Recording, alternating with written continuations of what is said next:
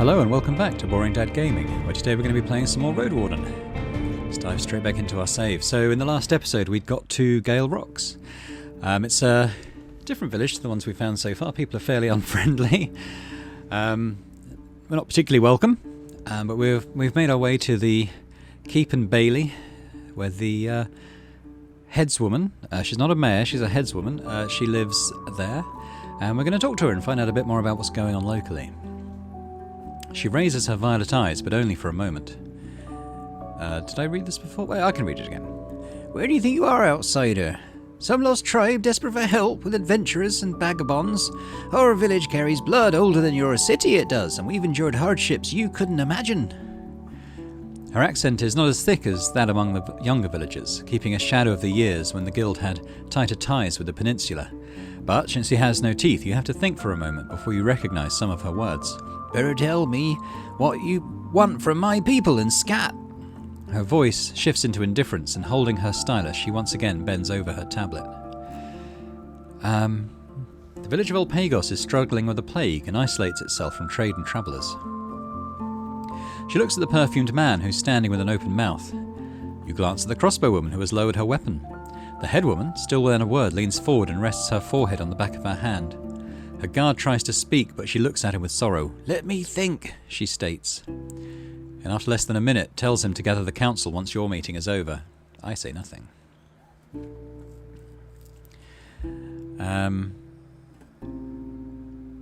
Looking for Asterion. Have you seen him? She shrugs and reaches for one of the candles, casting better light on one of her smaller wax tablets. I know who he is, but I've only spoken with him a few times, and I heard that he stopped visiting the village at the beginning of summer. If he was around, I would know about it, I would. You mention that you doubt a Roadwarden would simply ignore a headwoman of such a large village, and she looks at the ceiling, chewing on her bottom lip. I don't know what you're trying to imply, she says with a tone that won't accept any discussion. I had just as much in common with him as I have with you. I don't trust strangers with crucial tasks, and if a warden of any kind wants to demonstrate that they know what they're doing, I invite them to survive a year or two before they bark. I don't respond. My patience runs short, outsider. Severina gestures for you to pause. Are you sure other matters can't wait until tomorrow? That's something else we need to discuss.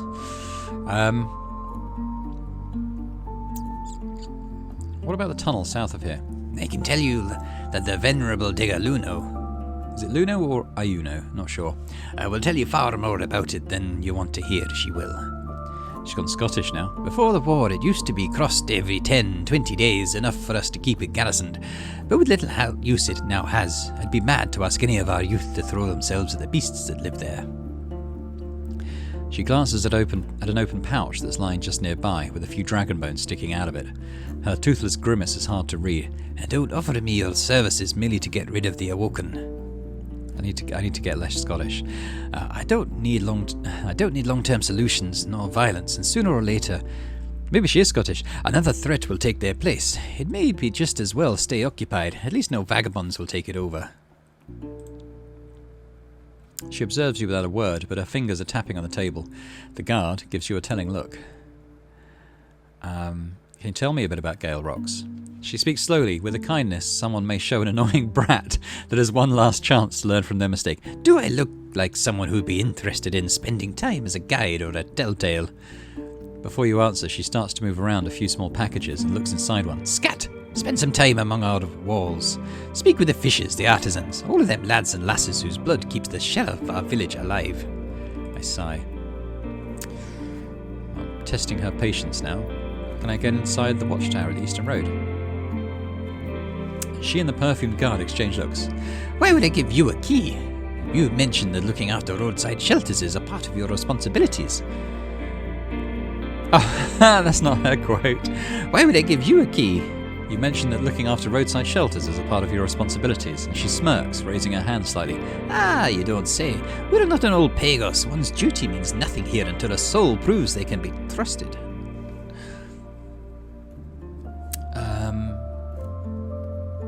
Do you have any work for me? She runs her eyes over you, then frowns without as much as a hint of subtlety. Show me first that you're worth something. Work with our fishers. Find someone seeking a messenger. I don't need a stranger before autumn, when we'll trade for winter again. Okay, I'm not going to test her patience anymore. Why is this grayed out? What are we okay, inn. We're looking for an inn. Your search for an inn is futile, and the locals are quite proud that they have no place to waste their days with mugs and dice. They explain that if any caravan is to stay the night, there's always enough space to empty one of the caves. If you need a room to spend the night, you're told, Fulvia may have something. Okay, well, let's look for Fulvia. Following the instructions, you reach a building with an entrance from the garden side. You step through the door leading into the mouth of the cave and call the person you were told to speak with, Fulvia, the roomkeeper. She comes to you from the half-dark corridor. She fits the description you heard, slightly round, partially because of the tunic and heavy pants hidden beneath a dark green robe. She looks like an eccentric city priest, what with the massive hourglass made of beautifully polished driftwood she wears, and the kerchief covering both her neck and hair.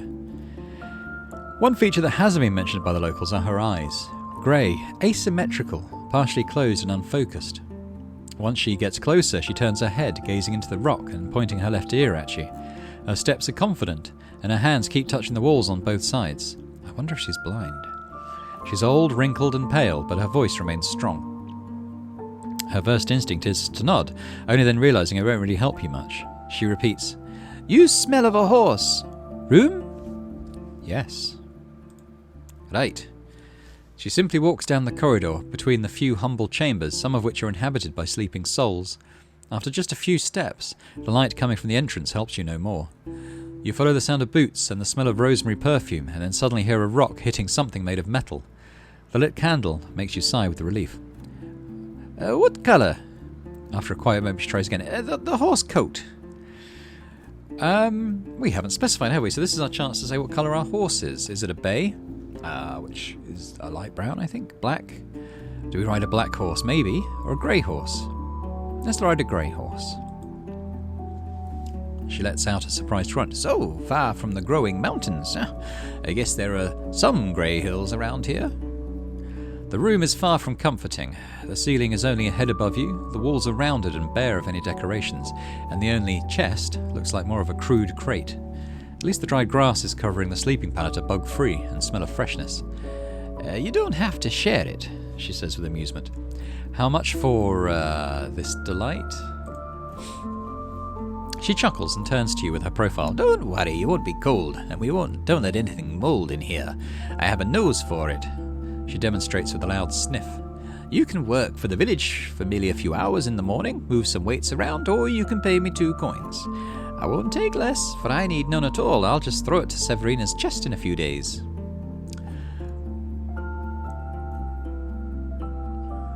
Yeah, okay, well we can do a bit of work. The shouted commands of overseers makes you look around anxiously. You go to... we could look for a trader, perhaps? Maybe sell the iron scraps that we've got. A young carrier chuckles.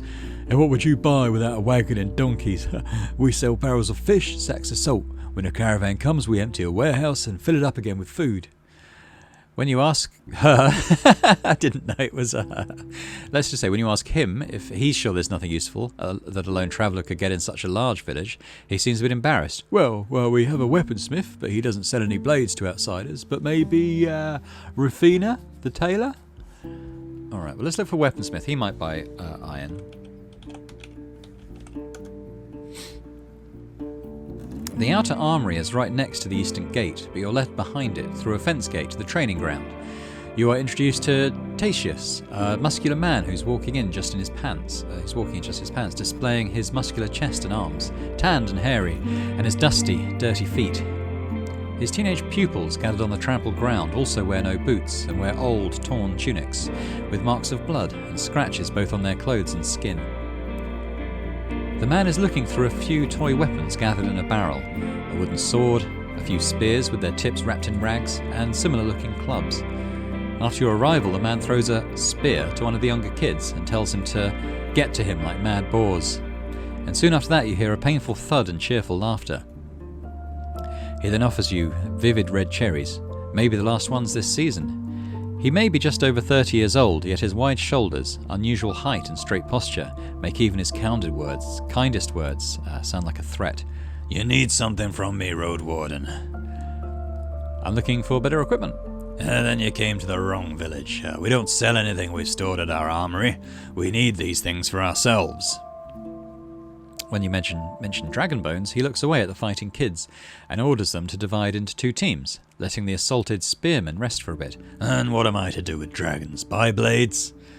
His chuckle, while fake, is loud, and he moves his chest up and down.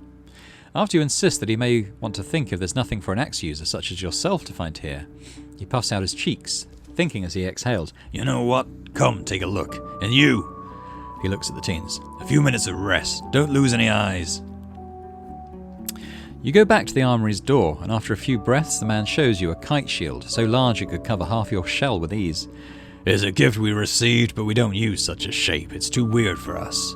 You can buy it if you wish, or maybe you'd like to grab some quarrels. If you have a crossbow, we have enough of those. We could discuss the price. I have no money. I was hoping to sell stuff, so... aside from what I've shown you, we need everything we need. We have. Step away.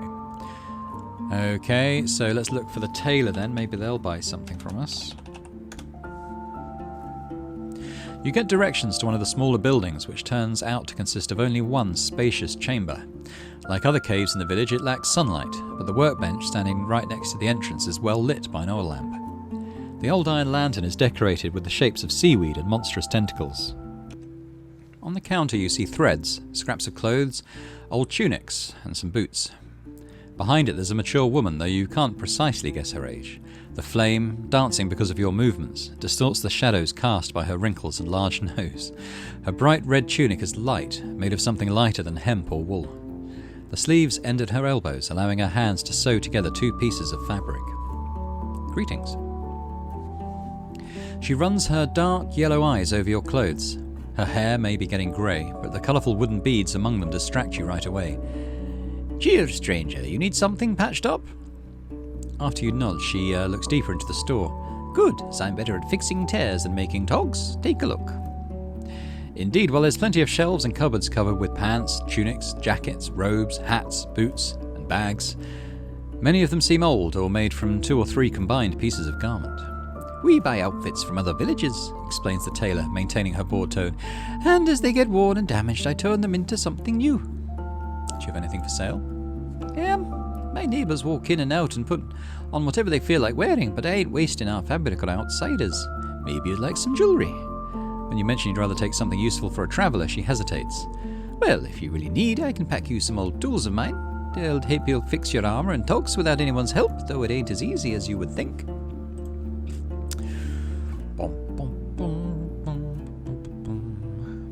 Okay. She can't repair us any further. Outfit needs no work. Can't afford the repairs or set or sewing kit, and we already have an hourglass, so nothing here. This bone ring looks like something from here. She moves it to the light and widens her eyes and speaks with melancholy. I made it myself, I did, as a little lass. It was someone who used to be madly in love, but is now taken by the storms. He was better at digging than sailing. She puts the ring on the counter. His wife is still around, though. Leave it with me for 2 coins. It would mean a lot to her. Take it. I'll take 2 coins. Much appreciated. She takes out 2 dragon bones from a box that's indistinguishable from the one with fasteners and then leaves your ring on the counter. Thanks. Alright, there was someone mentioned Luna, I think, or possibly Iuna. We'll try Luna first. Okay, I think it's capital I... No, capital I makes the inventory come up. I'll look for someone else. Iuna. Oh. Okay, let's quickly look at the journal.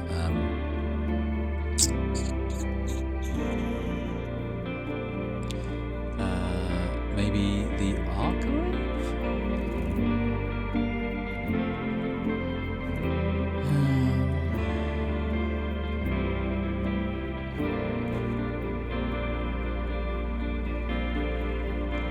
Taylor.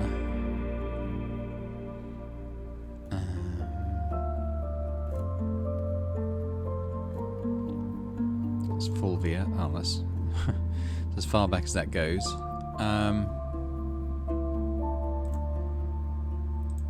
Oh, groups and places, perhaps? Gale Rocks. What does it say here? Notable dwellers. Those are the ones we've discovered. According to Eli, the village has a small temple. Well, that might be worth visiting. They're weak and angry, like a wolf. Beaten and kicked from a pup. Okay, so maybe the temple could be a place to go.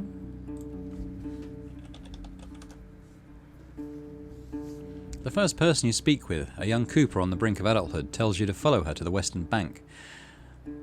Our priest vanished when I was merely this little. She holds her hand to the height of her chest. But my family still prays at the temple every midday.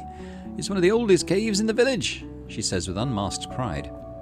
You move past the thatched shed, the smelly kitchen, and around the fortified hill, approaching a humble orchard and what seems to be a training ground for fighters.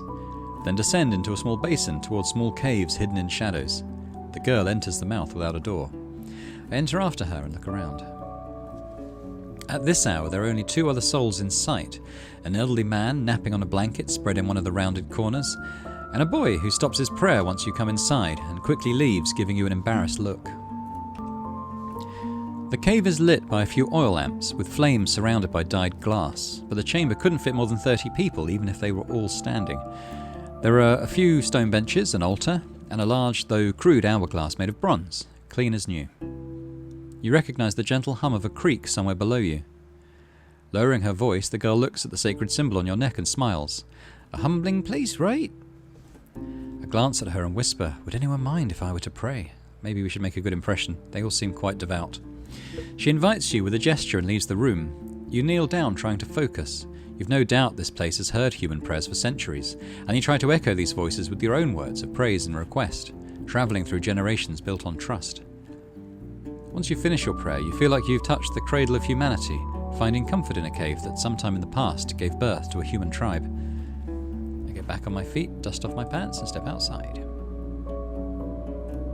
A few older people, some of them laughing, some shouting in frustration, chase after an escaped pheasant.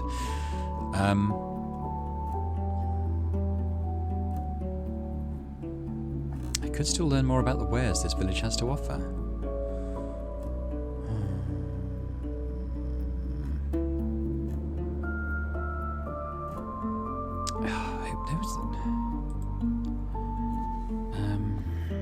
Trapper, maybe? No. It was Luna or Iuna, I'm sure it was.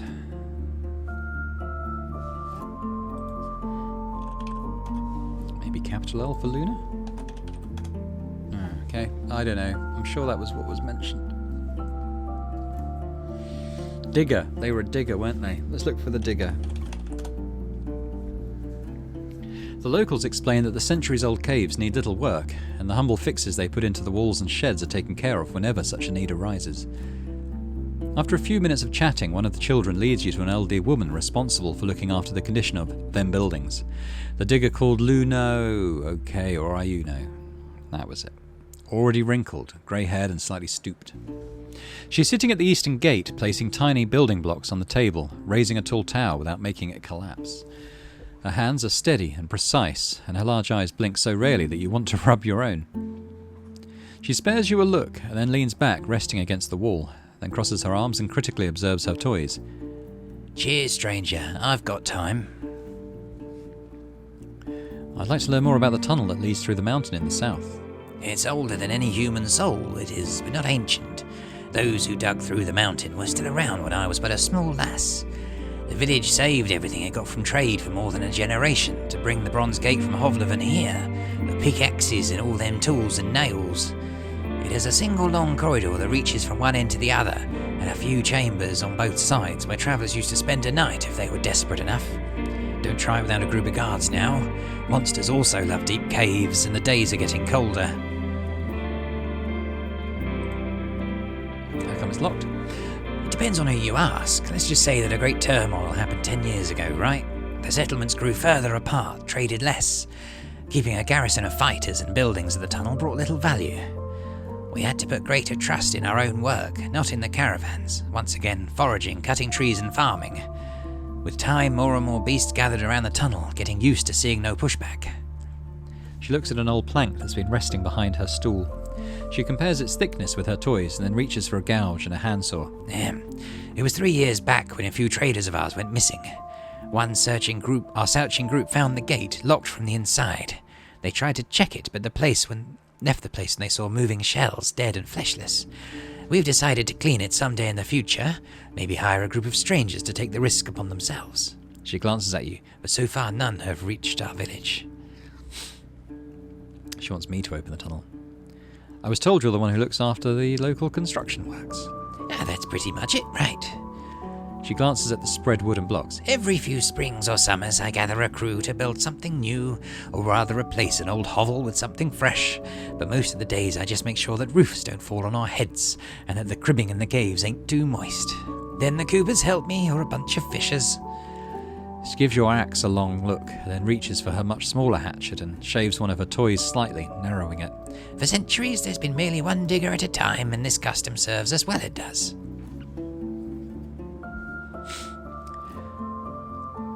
I'm with the merchants. Do you have enough building materials for your needs? I better ask the Coopers. They struggle with timber. The good thing about digging in our hills is that we always have enough stone. Our rocks are crude, but we don't need to sculpt, just pile them on. She turns a few building blocks into a small wall. A digger's an unusual name for your trade. And what would be a usual name in the city? A builder? After your shrug, Yuno grasps one of her wooden blocks like a dagger. Our forebears used to dig in rocks, widening the caves, and there was a name with great honour behind it. When I look around... She does so as to prove her point. It reminds me of our long path, from hiding to thriving, and on the surface. She can't hide her smile. Did your crew build that keep on the hill? It must have taken you many years. She looks in its direction. The whitewashed walls make it look brighter than many clouds. Sorry, that's our observation. The whitewashed walls make it look brighter than many clouds. We started when I was only a teen, still learning from the previous digger. Her voice is full of pride. There used to be a humble watchtower there with tents around it. Now we can all stay locked inside thick walls, but also shoot arrows from the wall, roof and windows. You ask her if the keep has ever been used by the locals in combat, and she suddenly grows disheartened. You would be surprised, you would. There are tales of dragons, pirates and bandits, but all of those happened before the war. Those lands were different, though I can't say exactly how. Farewell. Okay, well, I think we have a couple more leads. I think we could look for the Coopers, who make barrels. The Coopers and carpenters in general have their space at the edge of the village, separated from the saltery with a stone wall that catches the shavings before they reach the fish, and which are then swept into a pile and moved to the smokehouse. You walk between the 4 woodworkers, while the last one, a young woman with an apologetic smile, leaves the thatched store. She's wearing a heavy worn robe, half brown, half yellow, covered with dust and wood chips, and carries under her arm a stack of willow withies. 2 small seashells, in many shades of orange, are hanging from her ears. Stranger, we need space here. I was hoping to learn a bit about your work. I'm from Hovleven. With a sigh of relief, she approaches an unfinished barrel, whose staves are getting pressed together with a dense cave of weaved withies. In the city, the Coopers would use old iron hoops, which would take less than a 20th of the labour. She drops her delivery and touches your shoulder with her large, strong hand. So, the guild wants to speak trade again? Very well, all right, very well. Let me show you around. I'm Domitia, the head carpenter, I guess. She states with hesitation, and one of your workers mockingly snorts. Your guide laughs in response. Oh, shaggin' eel, idiot. Her small crew laughs as well. I smile as well. Her teeth are mostly yellow but straight. My predecessor lost his eyes to a harpy a few days back, so I'm new to this role, but I don't worry, I know what I'm doing. She confidently straightens up. Right, we've got 2 types of work, barrels and everything else. On good days we make a barrel, on bad days we fail. She laughs. But that's fine, we can always get it done after a good sleep. She goes into greater detail, and your eyes start to wander between the benches, pieces of cut wood, mallets, axes and shaving tools. Noticing this, she nods towards the other workers. When the barrels are resting or bending, we do other things, but only for our own farmers, builders and fishers. Navica is the most experienced of us, so she makes boats and paddles, right? Responsible tasks. The tiny woman she points at doesn't even raise her eyes. Sometimes we make furniture, we do, but merely when something breaks. So the barrels are most important. Do you have enough wood? Not really. We use oak, beech and pine, but staves have to rest for 3 years, sometimes 2, sometimes 4. Every day I bring 14 staves and 2 headers here, and we replace them with new ones. We're careful with what we have. It's hard to plan years ahead. She gives you a warm smile. You need to talk about it with my neighbours first, but maybe the guild would like to provide us with timber. We'd rather barter than lock the coins in the keep, you see. The guild won't move The guild won't move wood from their own stalls so far to the north, but they may help you set up a new hamlet or find you a partner who lives closer to Hag Hills. Right, it would need to be someone outside of the peninsula. Here everyone cuts only for themselves, they do, even those jesters from creeks. We used to have a camp of lumberjacks, but now our warehouse gets emptier every day. For a bit you discuss with her the value of a wagon filled with logs or planks, but the discussion leaves your area of expertise quickly. You simply promise to get the message to the merchants, and Domitia wishes you a safe journey. I take one more look around and leave the workshop. We could go and help the fishers. You approach a group of workers who are loading barrels onto a cart close to the log-made bridge. Phocios is there, one of them tells you and points at the tallest man, dressed in undyed wool and linen. He's discussing something with a group of workers, but as you head in his direction, he nods at you to join him on the side. His outfit is heavy, appropriately so for someone who spends long hours under the hits of the cold onshore winds. The massive leather boots, thick tunic and pants, and the heavy cloak, now held under his arm, make you wonder if he'd even be able to swim. Like most sea folks, he has long limbs, almost no facial hair, and ears so flat they're hardly noticeable. His neck draws your eyes. It's covered with marks left by the burning suckers of a sea monster, as wide as your finger is long. Below these scars he's wearing a pendant made of a fist-sized black beak. He speaks first with the strong, confident voice of a young man no older than 25. We don't really sell any catch on our own, maybe ask our smokers or the cook. That's fine, I was hoping to speak with you. Who are you exactly? After you introduce yourself, the man raises a corner of his mouth in an angry grimace. I won't have much to tell you, Roadwarden, like my neighbours. He looks at the nearby fishers. I struggle with day-to-day living, I do. Not adventures, and even less so outsiders' schemes. Do you have any work for me?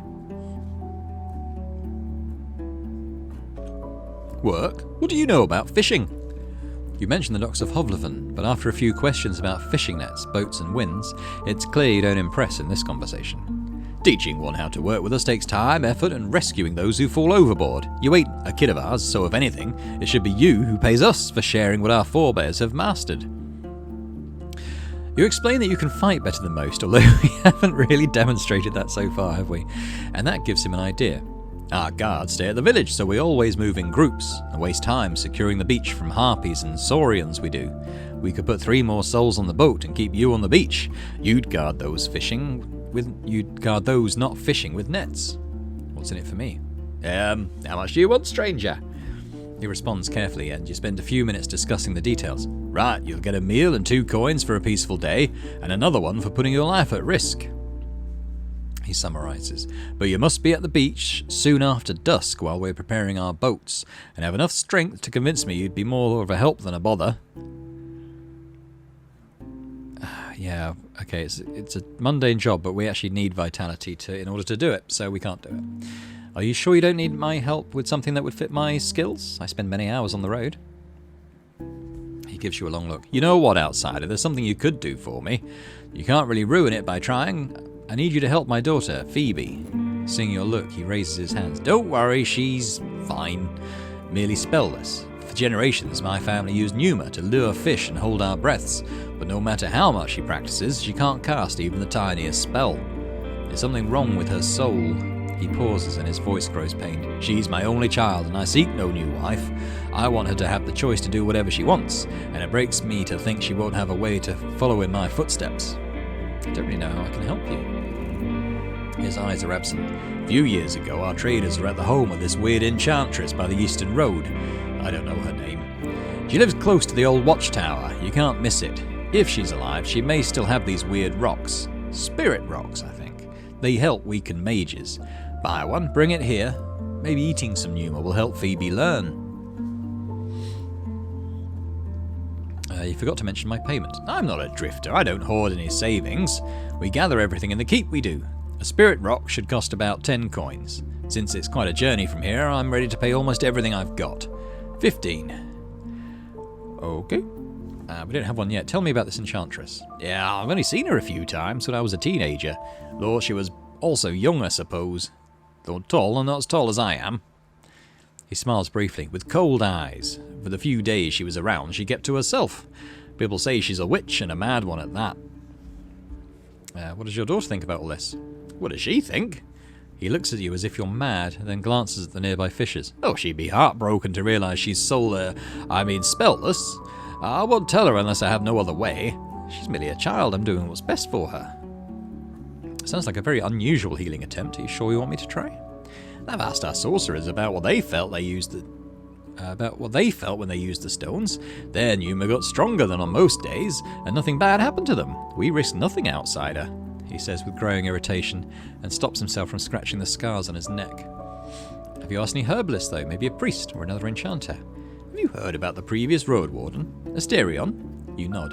In spring, I sent him to one of the greatest mages in the peninsula, some druid, I think, and that old prick told me there was nothing he could do. You hear that? And I had paid the messenger to learn this.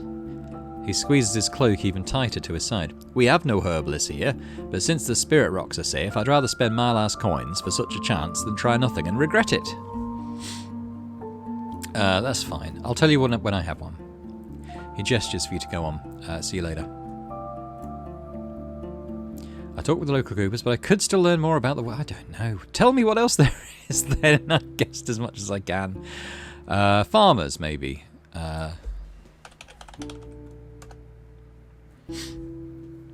You find humble gardens and vegetable fields in both halves of the village. The farmers explain that these plants are but a small addition to their regular meals. The village would struggle without trading fish for regular crops and flowers. I think that's probably... that's enough for now. What time is it? It's an hour and a half before dusk, so we could just sleep here. In the morning, we'll try to speak to Severina again. She did somewhat suggest that we should go back in the morning. I don't know what else there is to search for, so let's sleep.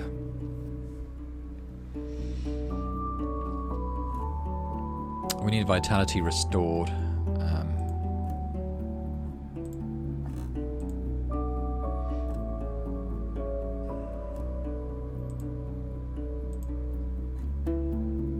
Yeah, that looks good. Okay, so this is obviously using the ritual, so instead of one section of vitality, we're restoring 2 there. It's going to cost us... it's going to cost us some money. It's going to cost all our money to rent.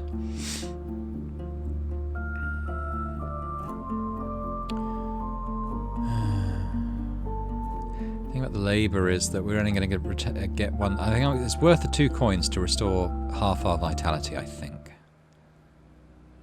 That's what I think. As you prepare your belongings, you realise that the days are getting noticeably shorter. The closer you get to autumn, the less time you'll have before the beasts of the nights leave their lairs. Oh, good. For now, it won't be that bad, but I better make sure not to waste too many hours. After Fulvia blows out the candles, without considering if you're ready for it, you're in complete darkness, and you only now realise how quiet this room is. The thick walls block the humming of the wind, birds, the river. The keeper heads to her own room, and you only occasionally hear the whispers or snores of other dwellers. So what do we do? Finally, some peace. This, compared to what was happened the last few nights, this is quite peaceful.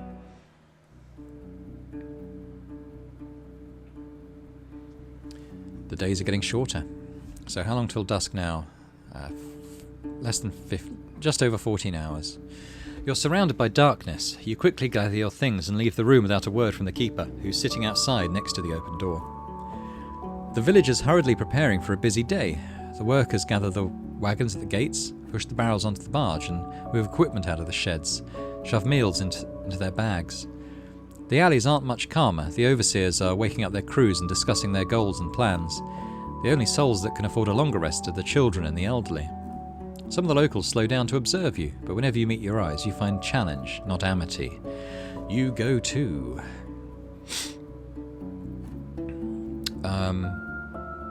We could return to... I think first of all I'm going to eat a bit of food. Eat one of our rations. There we go. Can't sell our goods here, but let's return... What happened to my vitality? I thought I was getting half a heart.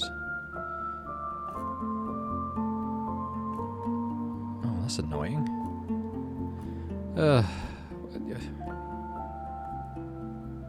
What did... okay. Fine. Going back to the keep to speak to Severina. You ascend the hill. The guard stands up and puts his woodwork on his pillow, then asks you to wait. You hear his and the headwoman's voices coming from the hall, and once the man returns, he nods gently. You're asked to enter. I follow him inside. Severina puts away her writing instruments, glances at you and frowns. The closer you get, the more annoyed she seems to be, but she says nothing. Okay, so let's ask about the necromancers. You almost jump away when the crossbow woman shifts her position, but she turns out to just be uncomfortable with the way she's sitting. Severina smirks, but as she starts to speak, her voice grows worried.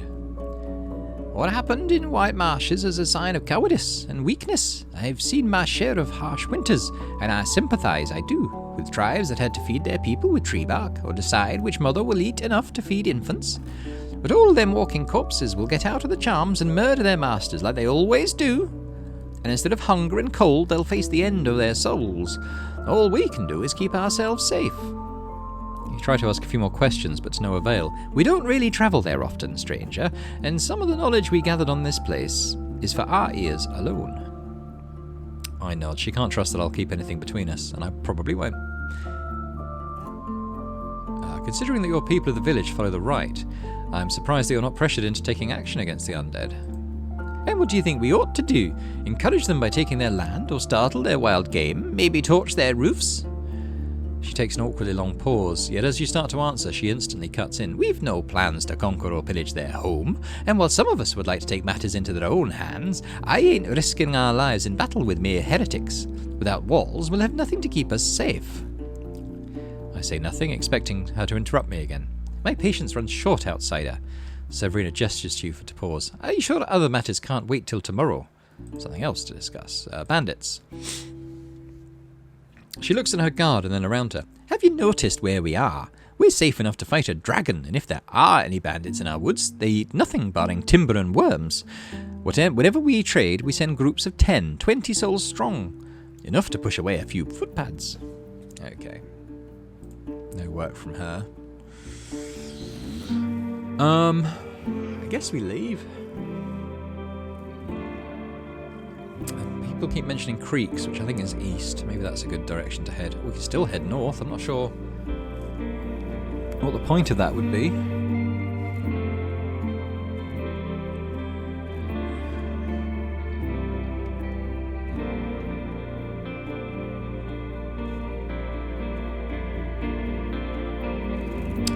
I'd like to find another town, I think. Let's head east. Back up and head east. The road east is beaten and clean, with enough space to fit 2 wagons side by side. You pass by a few plum trees, apple trees and cherry trees, but many more stumps, likely belonging to what has been turned into Foggy Lake. The life in the plains is busy and loud, but so far you didn't see any lurking beasts. Judging by the many trampled parts of the meadows and the fresh food trails, the foragers searched this corner of the peninsula quite often, and didn't leave much behind. You reach a shining pond at the edge of the forest. You ride beneath 2 trimmed trees growing on the opposite sides of the path, like columns leading to Right's temple. Shouts and heavy steps prepare you for trouble ahead.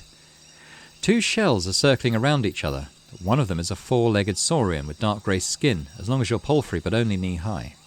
It's wandering left and right along the bank, hissing, repetitively sticking its split tongue out and then retracting it.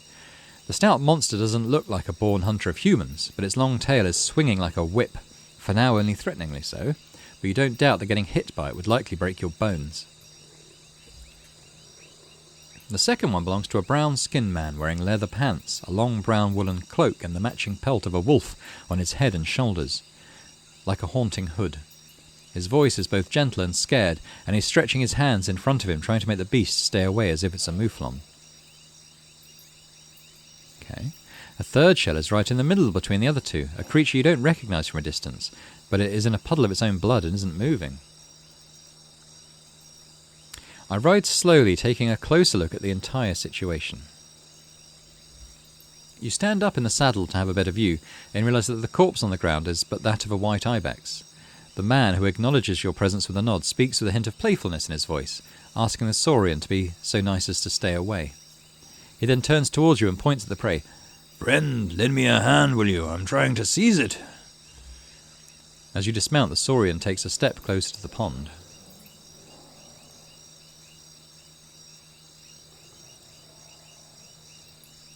How can I help? He grins and triumphantly raises a finger. "Ah, that's the spirit. This ibex is our destiny, friend." He points at the beast, and as his hat moves around, the loose shaking jaw distracts you. What? He points at the beast, and as his hat moves around... Oh, okay, yeah. "Say, friend, do you have any fruit in those sacks? Throw some at it." Why would it... Oh, do we roll the dice? I'll distract it, you grab the ibex and drag it away. Alright, let's try that. He scratches his hood and nods with approval. "You know what, friend? That's an excellent plan. Do so." Without another glance, he once again shouts at the beast and then dashes away from you, followed by his cape. The monster hisses and reaches forward as if waiting to see what you're going to do. You step forward, hoping to draw the monster's attention as far away from the carcass as possible. It answers your challenge and shortens the distance even further. So let's focus, I think, on avoiding its attacks. We're a distraction, mainly. How do you expect it to strike? I'm going to keep an eye on its tail, the whip. The saurian still surprises you with the range of its attacks. It turns around while pouncing forward and swings the tail at your chest. Thanks to all the attention you pay to its movement, you duck beneath it and then jump away. The next few sways are distant enough that you don't have to fear them. "Ah, dumb beast," you hear. The thief is running away with the ibex on his back, holding it by the legs while it hangs from his shoulders. You chase after him, barely able to outspeed the monster yourself as it has already lost any interest in you. Without your help, and with the weight of the carcass, you doubt the man could get far. I shout at Roach to run. You follow the trail of blood, as well as the constantly bouncing head of the brown wolf. Once you get close, the man doesn't mind sharing the burden with you. You now hold the creature by its head, and while running side by side is awkward, the weight isn't overwhelming. Your palfrey leads the two of you up the hill. "Didn't even touch you, eh? That's some good dodging." He warmly laughs. But let's not tempt fate." He looks back, yells in panic, and speeds up. I tell him to prepare for a fight. But the clash never comes. After another minute, the beast gives up on its pursuits, though you wouldn't have realised if it wasn't for Roach, who now trots without a single care. You look back, and the saurian indeed backs down, moving to its pond slowly. Once you approach the woods, you take a short break. Even from a distance, you can see a distant trail leading between the trees. "Not a guard in this forest." The man speaks briefly, gasping from the burden. "But not too dark, and the cats are but a few. Boars are there, though, and gargoyles. Better not go too deep. There are no roads here." Roads there.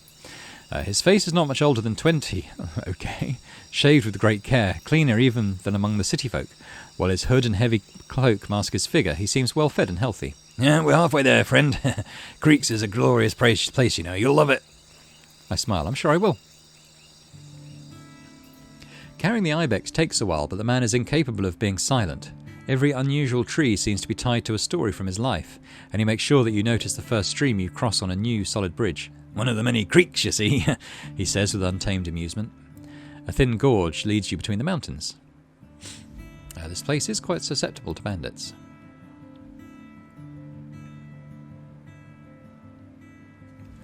You follow the trail of shouts and laughter. 7 people, about 20 years old each, are gathered at the wooden bridge, leaning against the railing, bathing in the stream and lying on the grass.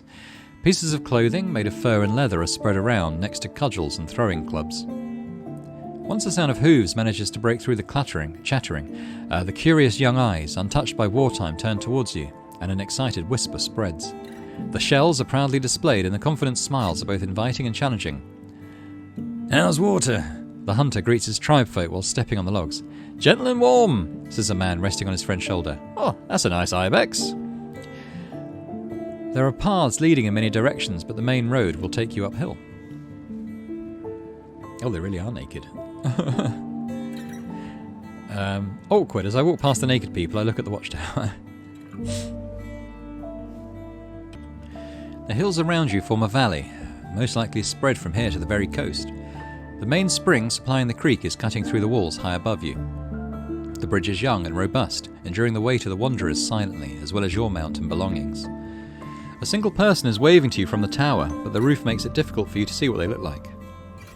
Your guide speaks with enthusiasm. Oh, we keep a soul there at all times, friend. Unless the night's so dark one can't even see the gate. It's not hard work, but it's boring, he says in a sing-song voice. Follow the twisting path. I think I've mischaracterized this guy, by the way. I think it's after I'd already given him a voice, it mentioned that he's 20. The palisade is as tall as trees, but being placed on the top of the crags makes it look impassable. Huh? Why is the gate closed? The hunter turns to the watchtower and repeats his question, only louder. Maybe call Ella. Too blind to see we have a guest, aye? A hardly visible guard with a female voice leans from the tower. He's coming, Howler, relax. The shouts hint of no patience towards him. The youth died in the woods after the bath. Why wouldn't we close? The man glances at you. I wait patiently. They argue for a good minute and you realise it's just friendly banter. You don't recognise some of their jokes, referencing events and people you've never met. Their accent resembles Foggy's, but it is thicker and you'll have to get used to it. Don't let Ephraim talk you to death, friend. The soul from the tower shouts to you as the gate opens. We enter the village.